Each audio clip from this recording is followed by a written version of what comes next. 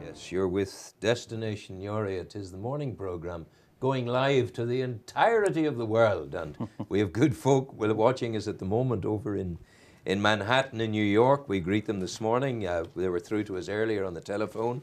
And good people there in Australia. Everybody's tuned in to hear from you, Arthur Kirwan. Absolutely. From the Southern Health and I'm not daunted by that. Then. Asha, why would you be, for goodness sake? We're all friends. Yes, that's Isn't it great that the internet joins us together? That's it. It is. It's a family of friends. It's a big help to everybody. Yeah. Yes. We're talking about fostering in this part of the world and the need for fostering. That's your responsibility within the... You kind of recruit the people who will recruit the fosterers. Well, I manage the social workers in the recruitment and fostering team, and their role is to recruit foster carers. Yeah. It's necessary. It's necessary, and we provide ongoing support to foster carers and assist them in their role to look after the children. Yeah. You know? The need emerges from what areas? Is it children who have... Well, I mean, at the moment we're looking to recruit carers who can care for older children and teenagers. We always need carers for all types of children, you know, whatever their background, their ages, but particularly older and children and teenagers. I think there's a lot of myths out there sometimes about teenagers being more difficult than that. As we know, teenagers are going through periods of identity change and everything else. And they do have complex needs, you know, so... It's also a time of a great opportunity to be of service, because they're at as you say, a difficult hormonal often stage of their lives, that they're angry, they're uncertain, they don't know where they're going, they're maybe at odds with school, all of that is to be done. And what an opportunity for someone to become involved and to make a difference in that sometimes traumatized life. Yeah. Absolutely, and you know, people come forward maybe initially that hadn't considered fostering teenagers, and then they find once they've started, it's very rewarding. You know, and we have a lot of really settled children, older children and foster carers in placement, you know. So it has its challenges, yes, but a lot of foster carers who have teenagers would talk about the rewards of it and having the stability for the children, you know, it's a chance to overcome some of the difficulties they've had in their life, you know. Arthur, what can you give me an idea of some of the circumstances that lead children into the foster care? Well, social services work with families all the time, and the main emphasis is to try and keep families together, you know, in the community. I mean, there's various different reasons why children would come into care. Maybe family breakdown, mental health issues in the family, alcohol, substance misuse, a range of issues, you know. They're very complex situations, and it's only after a period of trying to maintain the family together that a decision might be made that a child might come into the care system and might have to be placed in a foster placement, you know. In broad terms, I just mean this, I just want to get to the basis of this. In broad terms, is it probably true to say that the children who do come into the care would not be from the more affluent, more sophisticated, the more aristocratic families, that it's the people at the bottom of the ladder? Well, I mean, obviously, you know, in poor areas and there's a lot more deprivation and problems, but children do come in to care from all backgrounds as well. You know, there can be cases where it doesn't matter. All types of families, regardless of their social background, can have problems, you know. But in the main, there's a lot of deprivation, a lot of poverty, so and they're more likely the children to succumb to the pressures of life. You know, absolutely. Yeah. In the broadest terms possible, how successful is your service in our area? We would hope that we provide the best service we can, you know. Obviously, we're always looking to recruit more foster carers, and there are pressures in finding suitable placements. The more placements we have, the better we can match the children to the more appropriate placements, you know. So we always look at their own needs, you know, maybe their cultural, religious background, and try to match them in those areas, and match them with carers who can care for them and have the capacity to meet their individual needs, you know. So it's widening the pool all the time, you know. As foster carers come in, they get placements. We may not be able to place with them again, so we need more foster carers. Yeah, I and so it understand. goes on, you know. So if you're attempting, or your people are attempting to interest me in fostering a 16-year-old lad, yeah, right? yeah. Can I be sure that you have done some kind of profiling of him, some kind of interviewing of the lad, some kind of assessment of the lad, some kind of information pack to him to let him know what's expected of him, that I'm not going to have a complete ragamuffin coming in on top of me? Well, I mean, you know, social services work with families. They would do assessments of families and children all the time, you know. So we try to get as much information for the foster care as we can, you know, when we're placing. Obviously, there's things you might not know about a child when they come into care, you know, and you have to deal with things. But foster carers will be trained, you know. They will have information specific to children and teenagers on some of the issues that face them, you know.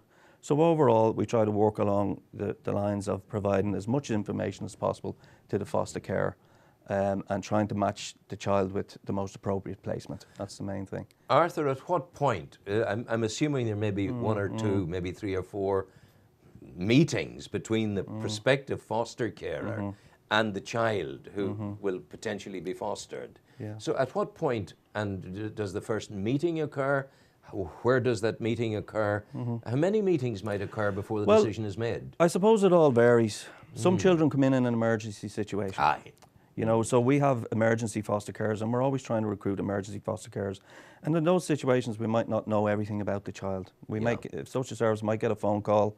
It might be a new case, you know, so you may not have all that. But in all, we try to introduce a child where we can to a placement. So the carers would have the information.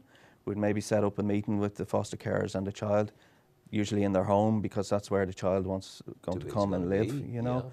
And we take from there, and where there's time to plan it, that's where we always want to be. But as I say, in some cases, it's an emergency situation. So we are trying to increase the pool of carers who can provide, you know, emergency foster placements, as well as more short-term and long-term placements. If I'm meeting with you, you're the child that's going to be fostered, and I'm the fellow who's going to foster you. At some point, you come in and you're tattooed and you're rough. I'll say, look, you're going to be very welcome in my home. I'm going to look after you. I'm not going to let you down. But don't you mess with me. Are words to that effect?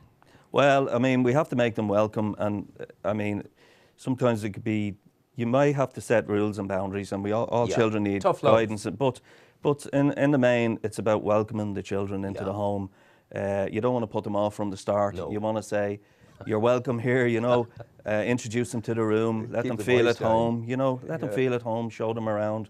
I think, you know, particularly with teenagers, you have to tread carefully. There's a psychology there. They do need good guidance and boundaries, but positive messages, you know, that they're welcome and that we'll work with you. We know you have problems, but we'll work around it, you know. So I would have been jumping 10 fences too many. You'd have probably been. He may have been out the door before we started, you know. So it's that balance, you know. One of those people I was telling you about at the weekends in a place, the fellow looks at me and he says, "What prison do you run?" Which I thought, let me do that for you. We have this problem with these little microphone fellows. Now keep that nice and loose.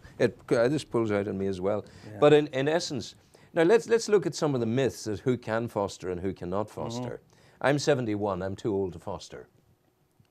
There's no, I suppose, upper age limit. I suppose all foster carers are assessed on their capacity ultimately.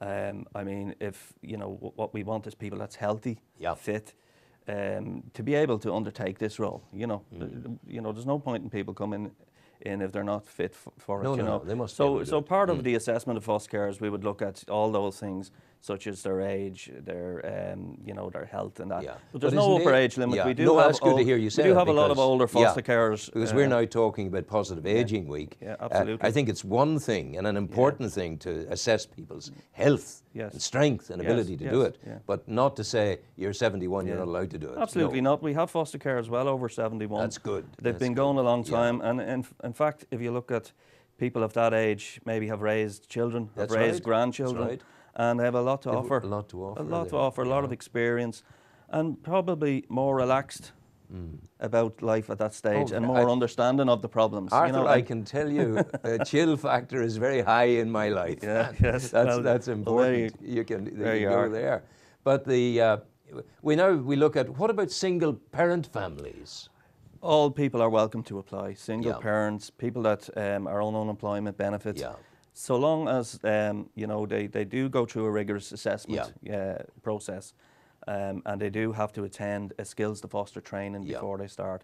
But we welcome people and applications from all backgrounds. Yeah. As I say, it's based on assessment. If they can meet the capacity, have the capacity to meet the needs of the children, that's what we're looking for. You know. Again, let's we're in the modern world. We hear We're in the modern world. We have many single carers. You know, we have people from all different backgrounds. What about homosexual and lesbian people? Absolutely welcome as well. We do have people from those backgrounds as well who foster. It's interesting. Yeah, it is interesting. Yeah. It's changing times.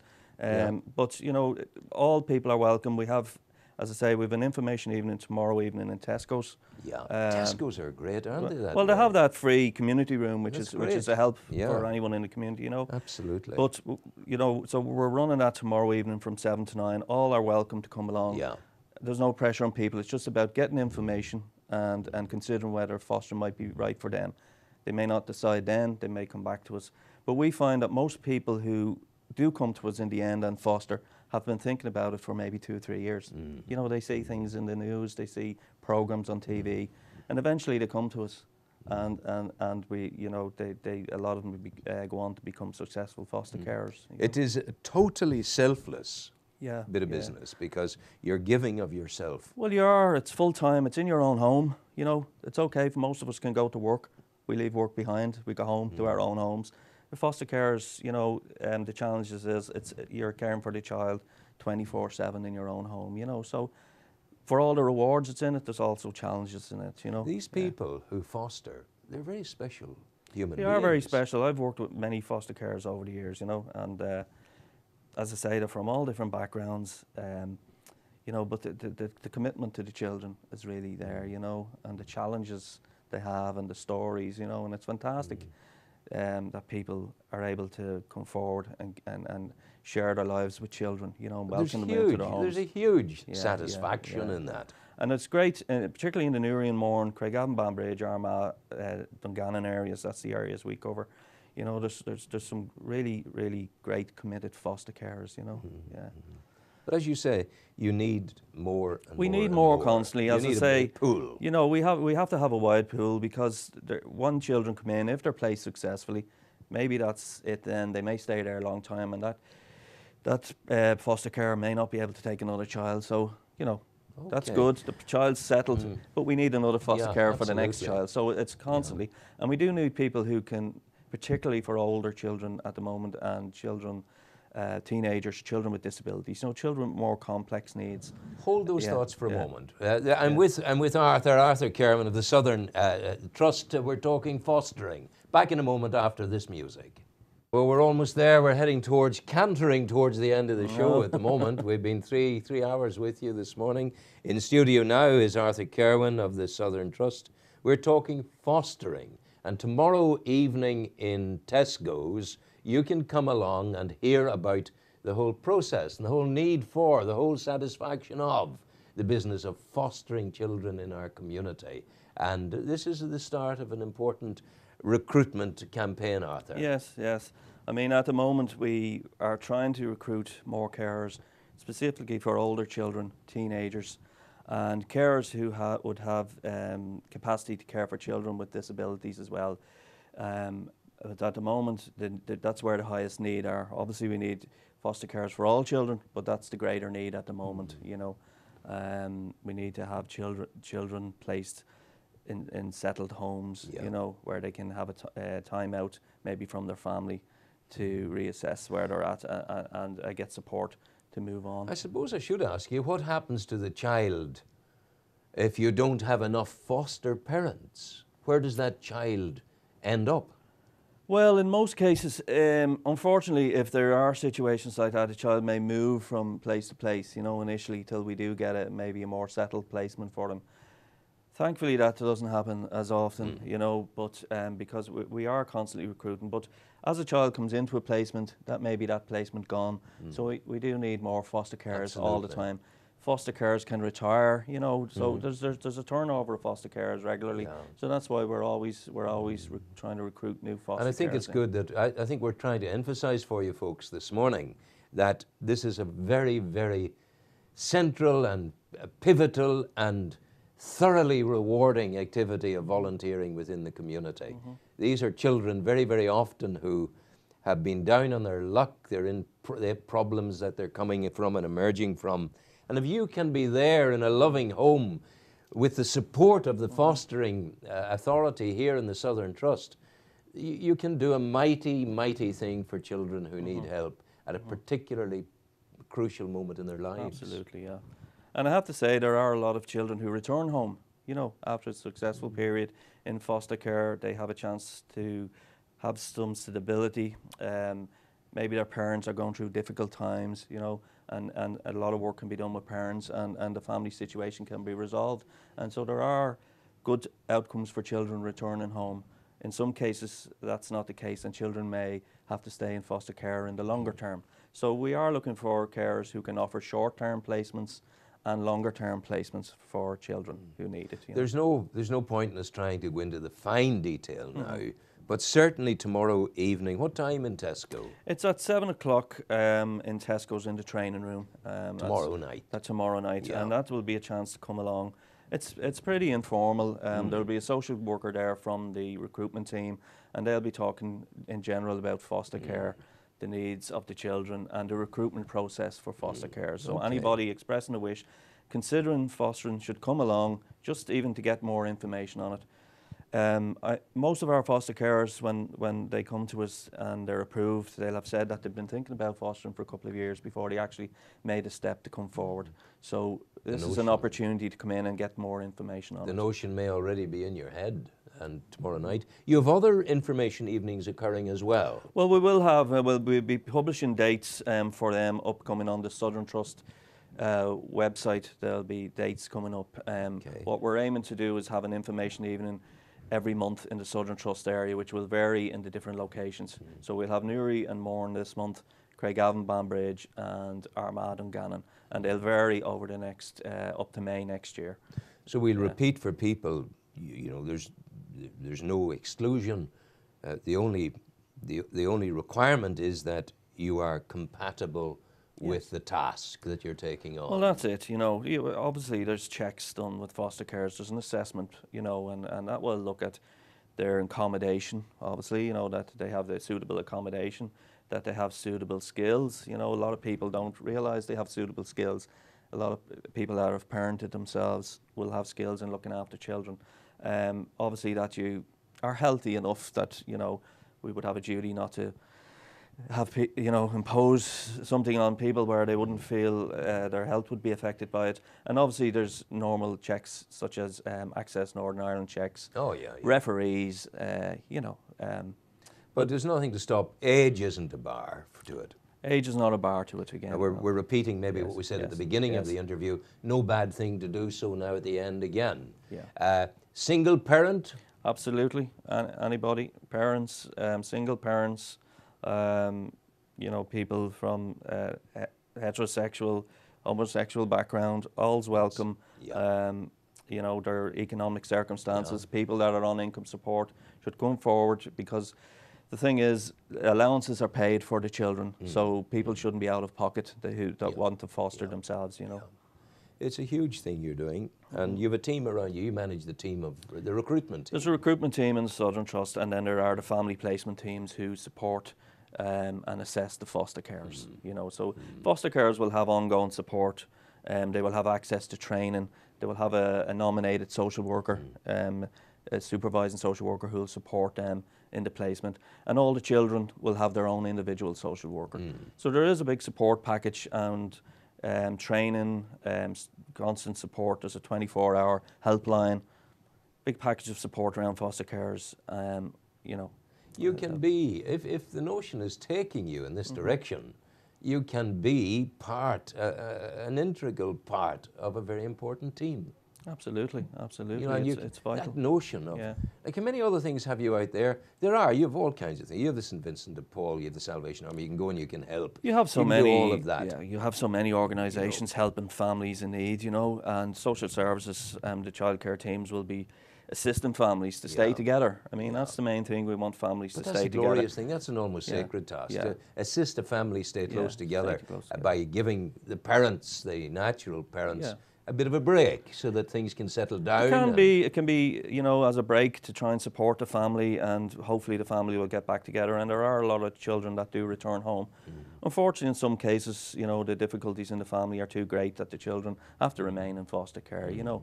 But we do our best to support those situations and contact with family, you know.